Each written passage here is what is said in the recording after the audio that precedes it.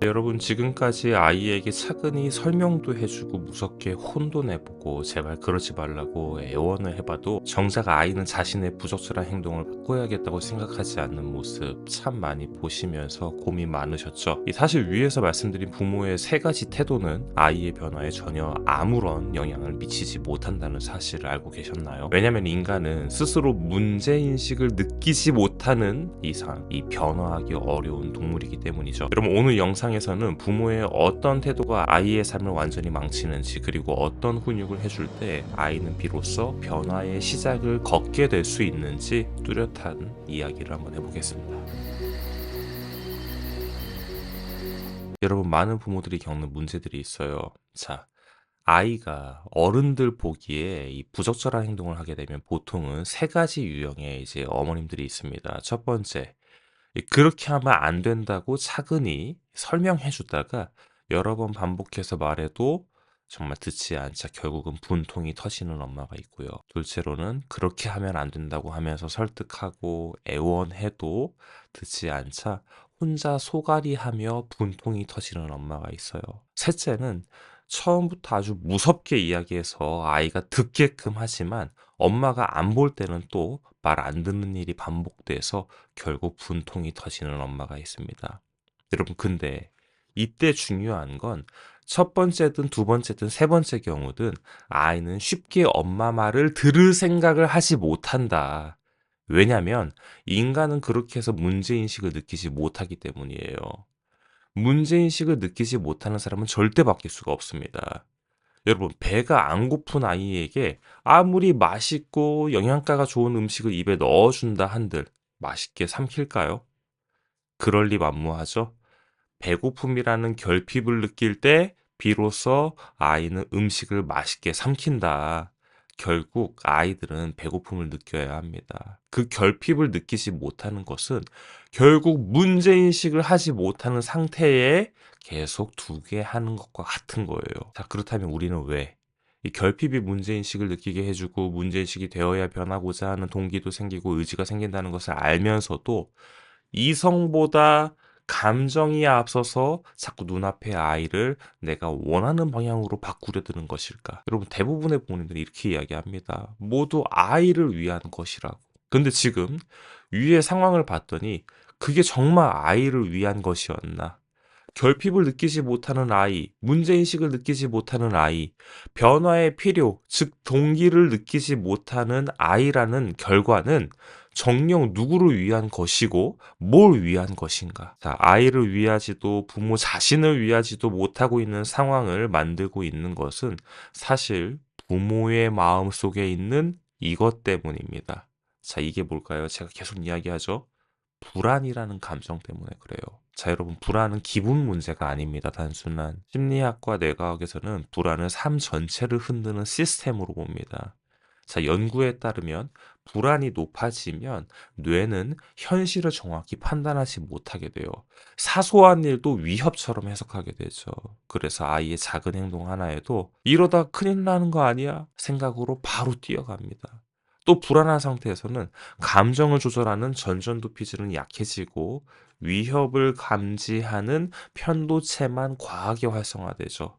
그러니 짜증이 분노로 이어지고 걱정이 공포로 커질 수밖에 없어요. 자, 문제는 행동입니다. 불안한 사람은 결국 두 가지 행동만 반복하게 돼요.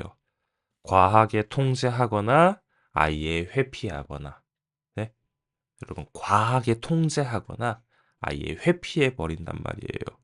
이게 옳아서가 아니라 덜 불안해지기 위한 선택을 그렇게 하게 되는 거예요, 부모들이. 자, 그래서 가장 큰 문제는 아이 문제처럼 보이는 많은 상황의 밑바닥에는 사실 가장 근본적인 문제인 부모의 불안이 조용히 깔려 있는 거예요. 짙게 깔려 있는 거예요. 불안을 다루지 않으면 훈육도 관계도 바뀌기 어렵습니다. 자, 여러분, 이렇게 되면 두 번째 부작용이 나타나요. 바로 관계예요. 부모와 자녀의 관계가 무너져요. 덜 불안해지기 위한 선택을 하게 된 부모는 더 이상 사랑에서 비롯된 훈육을 하기 어려워진다. 아이를 통제하거나 회피하게 된다. 빨리 아이를 멈추고 싶고 내가 원하는 것을 하게끔 하고 싶고 그렇게 되지 않았을 때 마음속에서 견딜 수 없는 불편함이 올라와서 감정이 휘몰아칩니다. 상황이 종료되었을 때 나는 고함을 지르고 있는 괴인이 되어 있고 아이는 잔뜩 움츠려 이미 자신의 마음을 감추고 있는 장면을 우리 부모들이 마주하게 된다는 거예요. 자, 그러면서 또다시 엄마의 자책이 시작되겠죠. 자, 이렇게 부모와 자녀의 관계가 무너지면 신뢰가 사라지고 서로 사랑을 하다가 자꾸만 어긋나는 그런 연인들의 어떤 인연같이 지치게 됩니다. 이때 부모는 지쳐서 더 이상 자녀를 사랑할 힘을 잃어버리게 되고 자녀 역시 부모를 더 이상 믿고 의지할 수 있는 힘을 잃어버리게 된다는 거예요. 자, 여러분, 그러면 이런 문제 해결을 어떻게 해야 될까요? 이 악순환을 끊으려면 가장 중요한 것은 이제 질문을 바꿔야 됩니다. 아이를 어떻게 멈추게 할까가 아니라 아이에게 어떻게 문제인식을 만들어줄 수 있을까입니다. 자, 아이를 바꾸는 출발점은 설명도 아니고 설득도 아니고 화도 아니에요. 바로 문제인식이에요. 아이 스스로, 아, 이건 엄마가 불편한 문제가 아니라 내가 바뀌지 않으면 안 되는 문제구나, 라고 느끼는 순간부터 변화는 시작됩니다. 그런데 많은 부모들이 이 지점에서부터 막혀요. 왜냐면, 아이에게 문제인식을 만들기 전에 부모 자신의 이 짙게 깔려있는 불안이 먼저 튀어나오기 때문이에요. 자, 불안한 상태에서는 아이에게 질문을 던질 수가 없어요, 여러분. 기다릴 수도 없고 지켜볼 수가 있을까요?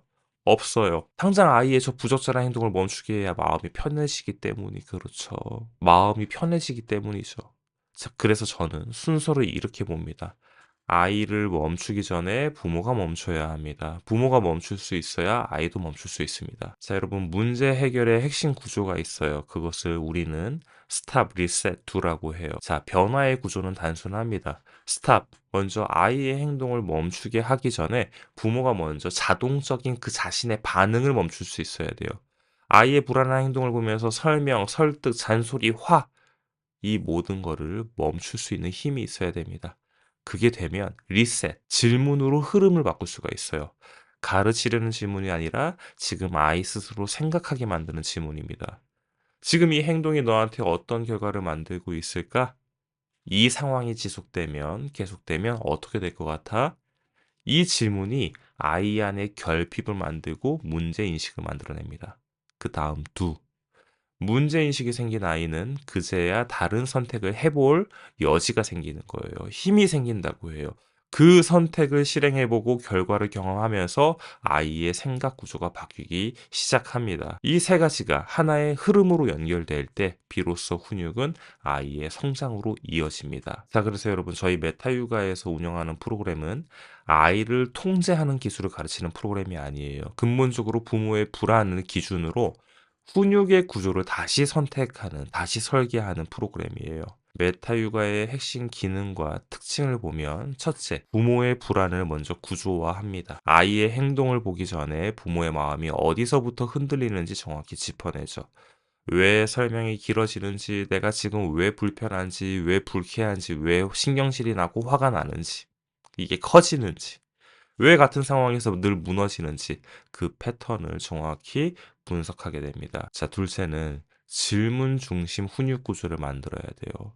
자, 상황마다 말이 바뀌는 게 아니라 어떤 상황에서도 적용 가능한 질문의 기준을 만듭니다. 그래서 부모가 더 이상 이럴 때는 뭐라고 해야 되죠? 이렇게 묻게 되지 않습니다. 자, 셋째, 구조를 정리합니다. 여러 번 붙잡고 관리하는 방식이 아닌 단 한 번의 미팅을 통해서 지금까지 왜 안 됐는지, 앞으로 뭘 하면 안 되는지, 그리고 무엇부터 바뀌어야 하는지를 정리합니다. 넷째, 4주 워크북 훈련으로 스스로 적용하게 합니다. 알고 그냥 끝나는 교육이 아니라 일상에서부터 직접 써먹어 보면서 부모와 아이의 반응이 어떻게 달라지는지 스스로 확인하게 될 것입니다. 여러분, 이렇게 변화하는 구조는 혼자 부모가 바뀌라고 하는 게 아니에요. 4주 과정을 지나면서 함께 바뀌어 나가는 과정이 될 겁니다. 자, 여러분, 저희 메타 육아에서는 부모가 덜 불안해지고 아이는 더 스스로 생각할 수 있게 돼요. 부모가 덜 불안해질수록 아이를 통제하지 않아도 되고 아이를 회피하지 않아도 됩니다. 그때부터 부모는 싸움이 아니라 대화가 시작되고 관계는 다시 회복되기 시작합니다. 여러분 지금 혹시 이런 분들이라면 이 이야기를 절대 그냥 흘려넘기시면 안 돼요. 훈육해도 늘 같은 문제가 반복되는 분, 아이보다 내가 더 불안해지는 게 느껴지시는 분, 사랑으로 키우고 싶은데 자꾸 화부터 나오는 분, 무엇이 문제인지도 모르겠고 혼자서는 더 이상 버거운 분. 여러분 마법 같은 해결책은 없어요. 하지만 구조를 바꾸면 결과는 반드시 달라집니다. 메타 육아 컨설팅과 프로그램 안내는 고정 댓글을 확인해 주시고 연락 주세요. 이게 정말 나에게 필요한지 또는 도움이 될지 궁금하신 분들도 주저하지 마시고 상담 신청부터 해주세요. 필요하신 분들만 기다리고 있겠습니다. 오늘도 여기까지 함께 해주셔서 감사합니다.